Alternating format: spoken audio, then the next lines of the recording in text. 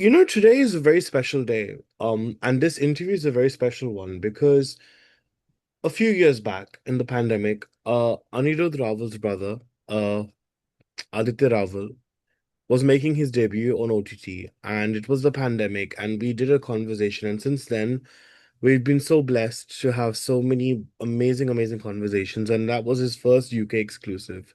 And years later, I have the privilege and the honor to be hosting the UK exclusive interview of Anirudh Rawal, who has uh, done such a remarkable job in Awarapan too, and it's been such a talk of the town, and the internet has also been discovering so much about you as well, Anirudh. It's been a revelation of sorts, and it's such a privilege and an honor to have you. So thank you so much for joining me on Filme Shilmy. Thank you for having me. Oh, it's lovely, and I think it was really special. All right, let's dive straight into Awarapan too, because it's been such a talk of, on everyone's minds. Everyone's been like, posting so much about it. Um, Sikandar was a very special character. He's autistic, and yet in this whole gangster backdrop of, the gangster sort of siblings that are there, I feel like he's the only one who kind of um is a voice of reason. He's the one who kind of sees things a bit more really for what it is, and he feels like he wants to get out of this rut. Yeah. Talk to me about the character and what was your sort of perspective of playing it. I, man, firstly though, it was, I don't know how to say it, but I was very extremely grateful to get the part. It's a difficult part, and I was extremely honored that they had faith in me, and they were extremely patient, and they would let me try things out, and I could sit and discuss things with the director, writer. We had the whole reading process, which extremely uh, helped me out to build the character. And then we worked on the look, we worked on everything like from inside, what's happening inside the character to how the character should look. I was just very grateful to get the part. And then extra, I was under a lot of pressure because it's a difficult character. And it's an honor to get such a character as an actor because you usually don't get such type of roles, or you know what I mean? Like you don't get these type of characters to play as an actor. So it was a very easy yes. But yeah, it was, I mean, there was pressure to not be caricaturish. So I think that is my main pressure was, because there was no pressure on set. It was a very easy set to work on, a very cooperative, creative set. Yeah, but the only thing was after every take, I just in my mind I had that thing. I don't want this to be a caricature. I don't want it to look like I'm making fun of anything. I wanted to be honest, and and this is the first time I'm playing such a character. So I never could get a read as to whether it's getting into the caricature zone or it's not. So that was the thing. But then again, I think that's where the director really helped me out in figuring out that it's okay. Go ahead, do it. We'll trim it. Be as loud as you want. Be as soft as you want. Just do it. It was an extremely creative and cooperative set, and you were allowed to make mistakes. It wasn't that, okay, chalo, chalo, jaldi, jaldi, jaldi. None of that. It was easy. Take your time. We'll get the shot. That's amazing. And I'm glad you mentioned about the caricature element because I feel like when you are playing a character like who is suffering from autism, there is a one may fall into a tendency of just trying to go overboard with representing it because obviously it's a Yeah. special um it's obviously it's there is that tendency to happen. So I guess what helped you to not make it caricature? I would love to understand the process of maybe research that went into the role in terms of the prep, and ultimately you as well, how you felt playing it as well. I did a lot of visual research. I saw a lot of interviews of autistic people, and the way they just generally function on a very day-to-day basis. I can't get the name of it, but I used to listen to this one podcast about a mother whose son is autistic.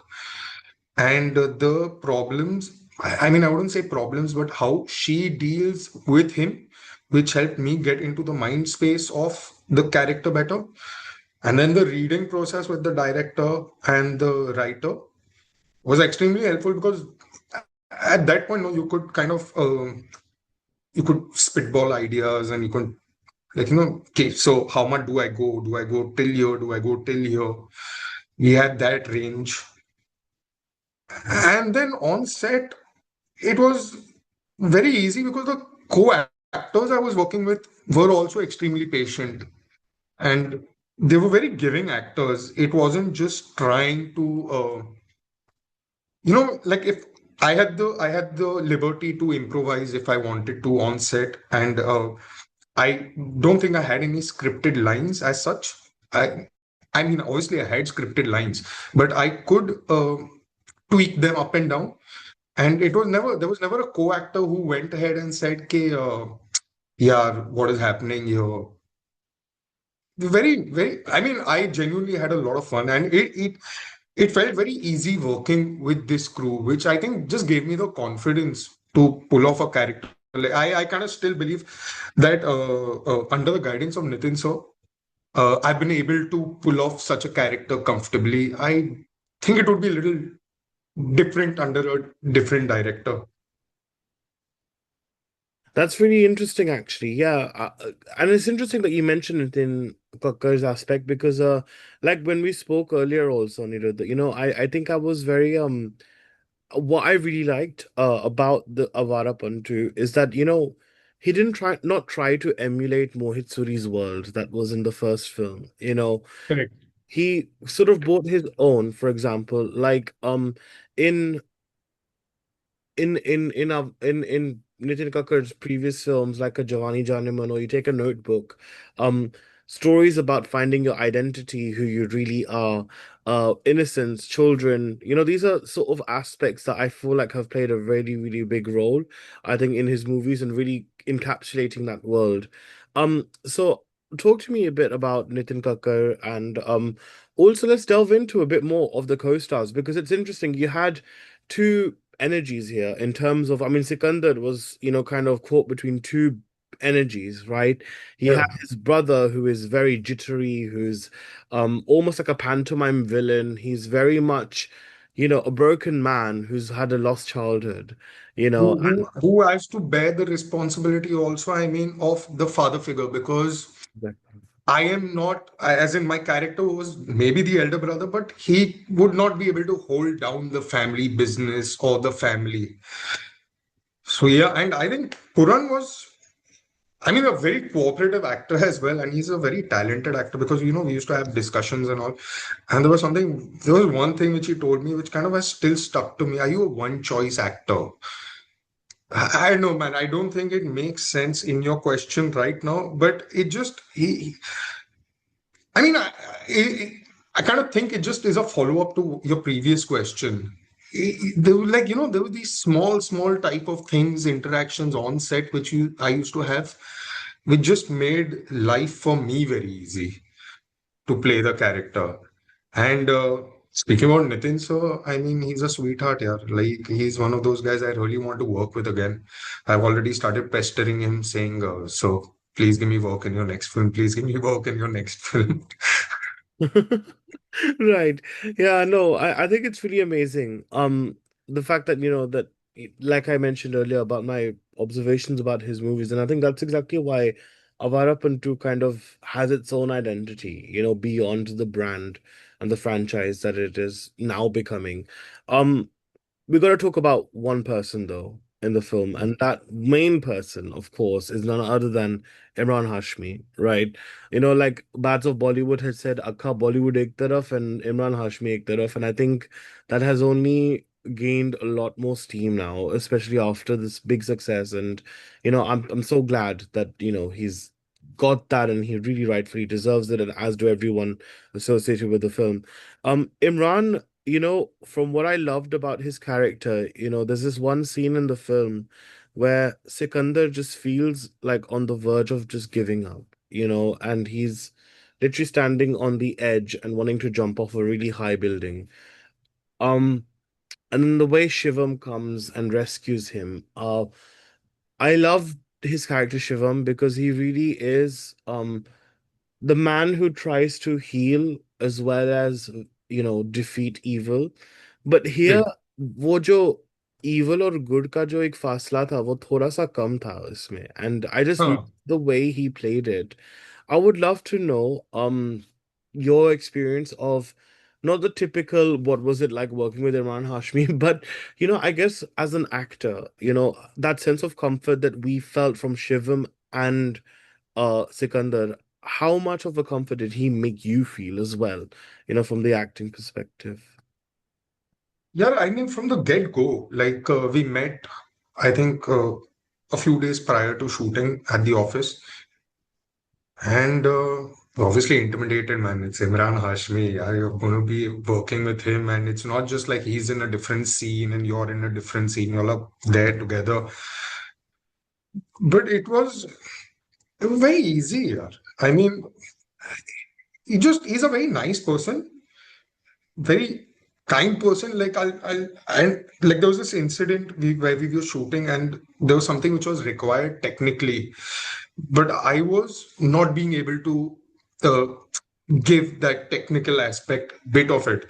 So after the shot, and it just clicks, "Ke, yaar, you were supposed to do this, man. You didn't do that."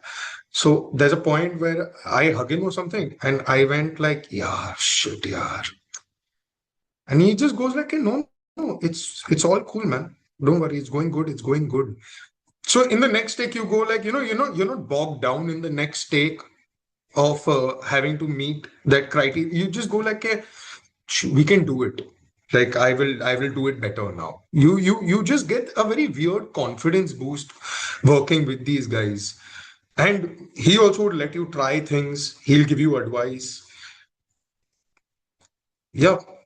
I mean, I think working on this movie has kind of spoiled me because I know for a fact I'm going to expect an easier set next time and more cooperative actors because these guys have set such a standard where you go like, यार सब ऐसा ही होने वाला है but नहीं होने वाला है. And these guys are just really, yeah, man, very honestly, these guys are just very nice people giving people, and they've done the ADing bit and they've done all that ground level work where they also know that first film, he's trying his best and he'll give you space to perform. Mm. He'll give you an idea. It's not just with them, it was not just me, me, me, me, me. It was very in service of the film.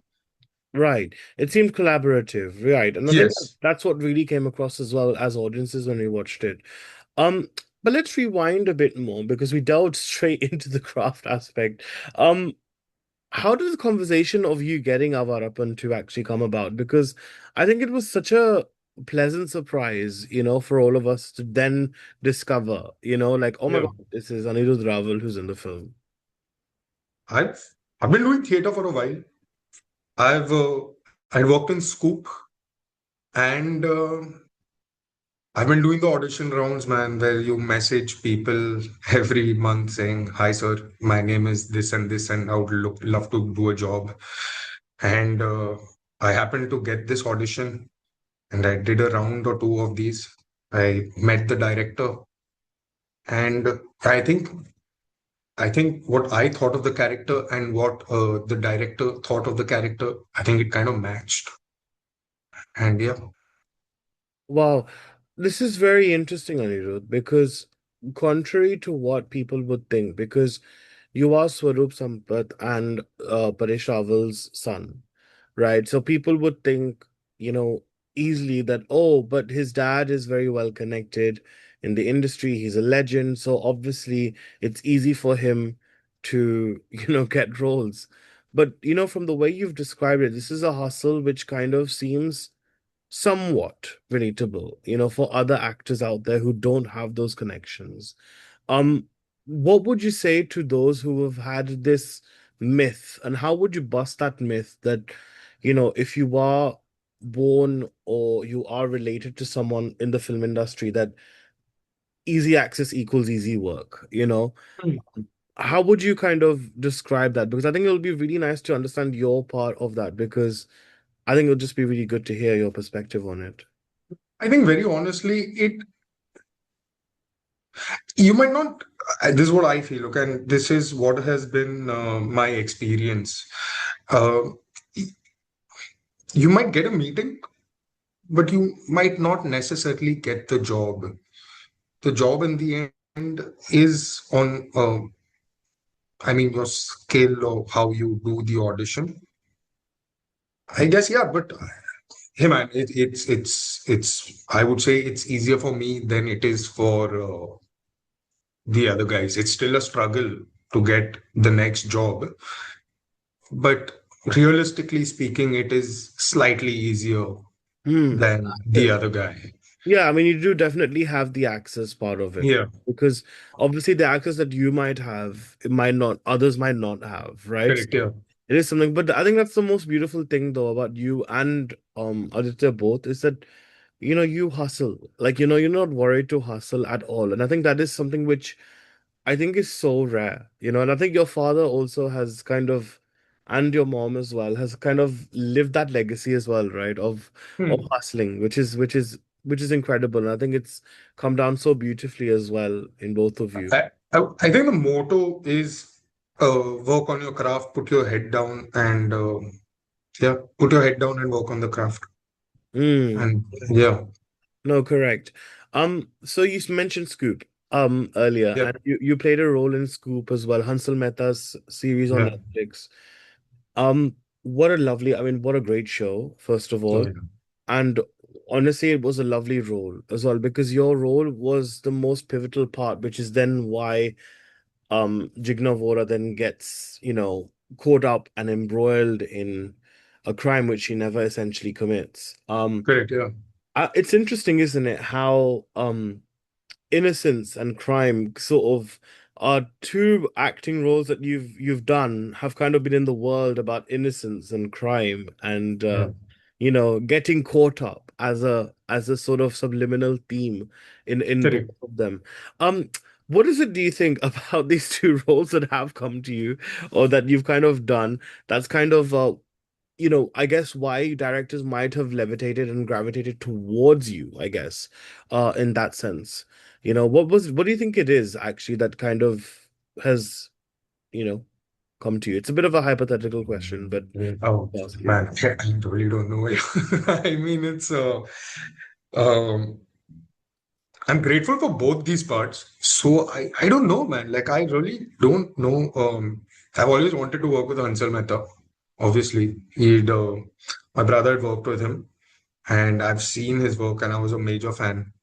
And I kept trying for the auditions, and yeah, man. But I, I don't know. I don't think they gravitated towards me as much as I kind of gravitated towards them. I would say, Got it. like, yeah, but I'm still a relatively unknown person. Yeah, like just theater and AD'd for a while. So yeah, I mean the same audition process and um, trying, and then you send the casting guy another message saying, "Sir, if this is not good, can I send you another take?" And yeah, I guess. I mean, honestly, I don't know. I would also say I don't want to say luck, but yeah, I think it's just luck that I got those parts. Like I genuinely think getting this Awarapan character Sikandar, that was luck, man. Because as an actor, you don't really come across roles like this to play. It's interesting, and someone was asking me actually this question, just a random one, about why is it that Avarapan 2 is making so much money? What is it about the film? But I think what really deep down it is that, see, gangster films, we've seen so many in Indian cinema. It's not as if like it's a remote genre or a new genre per se, but it's I think for me what it is, I mean, of course, the nostalgia factor 100%, that is for sure. But then also I feel like beneath the gangster, the crime, the warfare, it's about hope and Yeah. spirituality. You know, like Shivam, for me is like a wounded silent samurai. He's got this zen Right. in him. It's a very Yeah. brooding Shivam that we're seeing, you know, and Correct. and I think that was what I really found fascinating about this one as well. And I think somehow, people are really, intense emotions वाली फिल्मों को मतलब लोग ज्यादा पसंद कर रहे हैं आजकल because maybe they're facing that. Maybe they're facing toxicity in their life. And Hmm. this one just offers like a little, it soothes the wounds, of people. Correct. Right? I mean, have you thought about why it's doing well? I mean, what do you think actually is the reason Awarapan 2 is so successful? I mean, luck is definitely aspect of it. I mean, I believe in God, so I think God is also a big important aspect of it. But what do you think as well is the reason why it's doing so well at the box office? Yeah. It's a it's a good film. It's a nice film. I believe it does not have any messaging. It's an easy film to go watch. It's an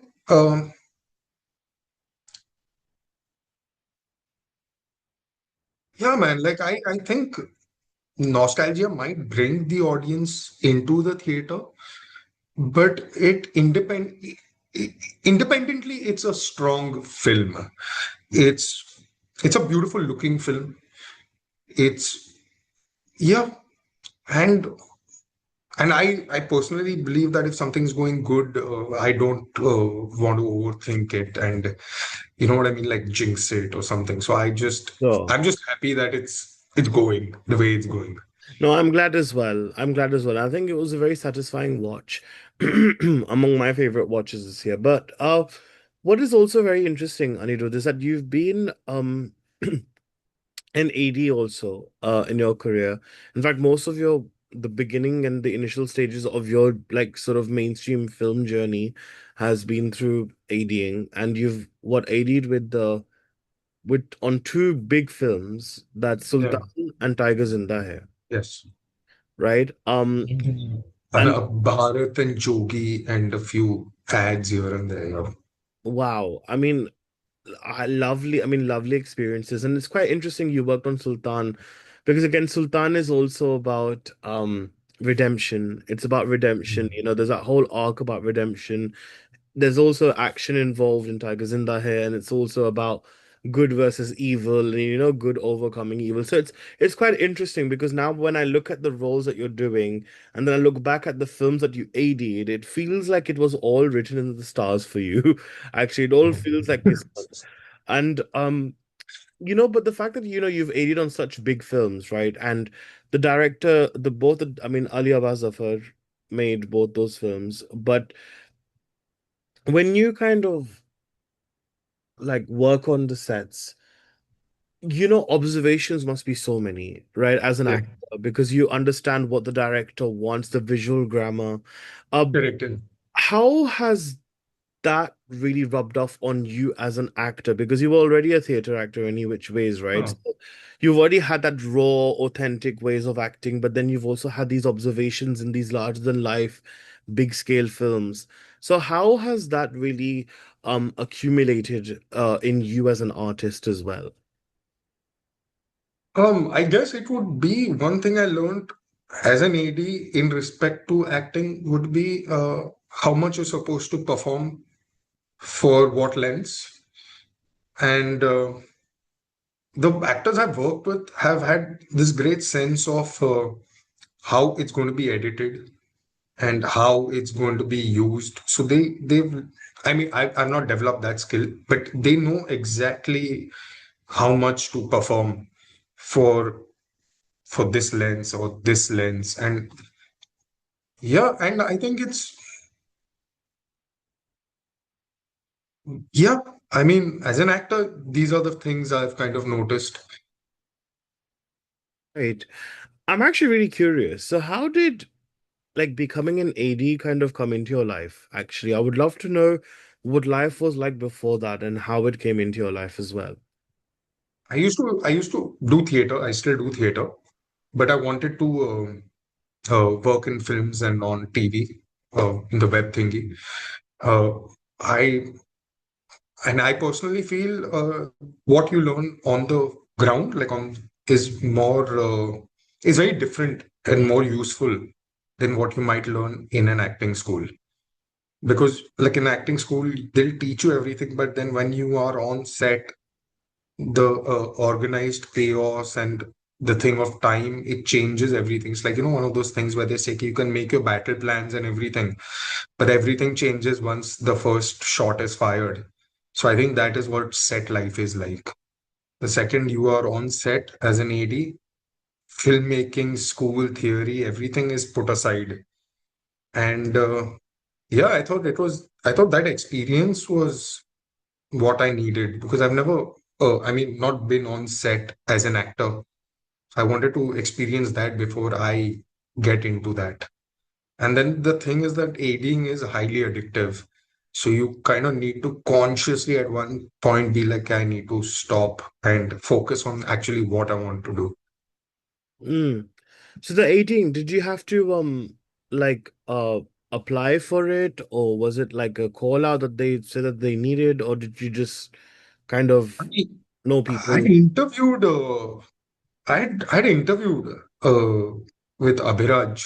He was Minnawala. So he was my first AD on Sultan. Yes. And I remember having an interview thing with him, and I was an intern on that. And initially, then for a few days, I did a background and yeah. But yeah, I mean, and then once you get in through, you do one film, I think, then you're either recommended or you figure out who the other AD is, and then you ask him, "के bro, job है तो बोलना है यार कुछ." So it's one of those, yeah. Yeah, no, I think it really works well. And it's so lovely that this connection with you and Abhiraj Minawala has, really like sort of emerged for me to know that, because I think it's amazing. Yeah, And he's done such a great job recently with Mardani 3 as well. So correct. Yeah. yeah, And he's a super guy, man. He kind of, yeah, I think there was just one day where he got a little angry with me, but otherwise he's a very chill guy, very, "Hey, ऐसे करते, that is why we are doing this is why we are doing that." And yeah. he really knows what he wants, and I think Yeah, he yeah. explains it and articulates it very beautifully. Correct. Yeah. I completely agree with you. Um, But I think, it's quite interesting because, there's a song in Awarapan that's Tera Mera Rishta Purana. And now thinking of it, like your dad has worked with Mukesh Bhatt before, right? Yeah. With Vishesh Films as an entity, right? With those filmmakers. Um, I remember watching Tamanna in 1997, and almost 29 years later, you've worked with them as well. So it's quite interesting how that connection has come about. More of an observation rather than a question, I guess. But uh I mean, what was some of your earliest memories like, I guess, uh of films, because obviously I guess Tamanna was probably like a film. I don't know if you ever had experiences of knowing much about that one in particular, but did that ever kind of, you know, hold space, I think, when you were working Oh with. yeah, yeah. I mean, because you really got to play. He really got to play some characters, yeah, and those were the things which really interested me, because he would.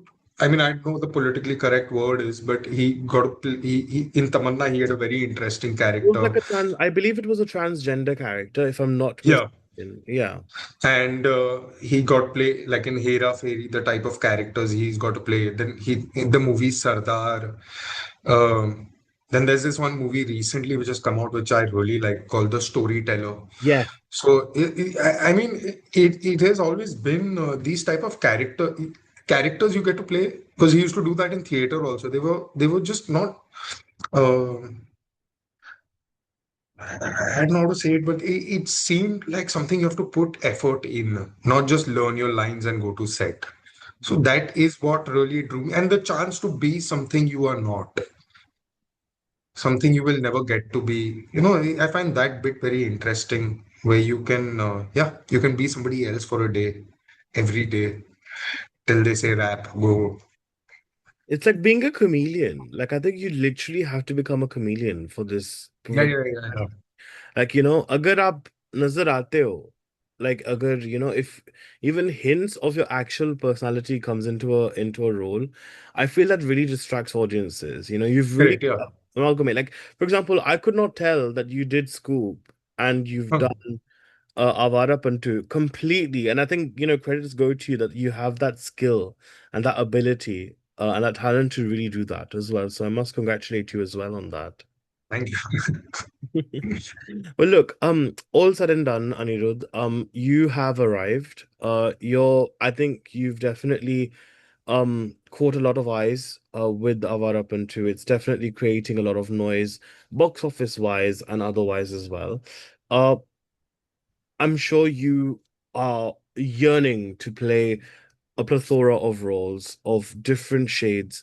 But what would you say is the sort of how would you describe your ambition now? Now that you've done Avarapan too, right? I know you've always been someone who's open to doing different stuff, but what would you say is the main thing that you really wish to achieve? Um, I mean, I right now wish to achieve another film I can work in. But I mean, I just want to play really interesting characters, rich, ugly, poor, beautiful, the unwanted, something I can work on from the outside and work on in the inside. As long I want to do something, I want to work on interesting things. I mean, might sound very pretentious and all, but as an actor, it seems very fulfilling when you can go home and you like, ah, मजा आया आज काम पे. Huh. No, that is lovely as well. Huh. Otherwise, it gets very tedious here because otherwise you've learned your lines and you go on set and he says action and you say your lines and then you go back home and there's no there's no creative joy, I would say. Yeah, it becomes monotonous, which is ironically the thing that people find acting isn't. So Correct. Yeah, yeah. yeah, I understand that. And it's not just one take, no, it's like multiple takes, and that same take has multiple shots. So yeah, I think I would say I would like to play things that give me creative joy, Yeah. even if it's a small role, lead role, whatever it is. If I go home and I'm like, ah, maza aaya aaj, I'm happy. Yeah, and I think, honestly, I feel like this is exactly the mindset your father has as well. Huh. Because, he's done roles which have been supporting characters as well as, main roles, but he's always been focused on the craft first, right? Which Yeah. explains why you've also been remote from the industry. Like you've kind of not been constantly at Bollywood parties. There's not been lobbying for you as Huh. actors in that sense, which is very refreshing, I find. Anirudh, this is something that was consciously there for you. I mean, it's the same. The philosophy is that what dad only says is that put your head down, work on the craft, and just keep getting better at the craft. Yeah, absolutely. No, for sure. I agree with that as well. And I think that's exactly what really makes this so special. But look, a very big thank you, Anirudh, for joining me on Filme Shilmy for this first UK exclusive interview. I think this Yes. really means a lot to us. So, and it feels nice to be part of this little legacy that's there as well now. Yes. So thank you so much for that. Thank you. And Thank you. wishing Thank you you all so the much, very man, Anuj. best. And congratulations for Avarapan too. Thank you so much, Anuj. Thank you. Bye-bye.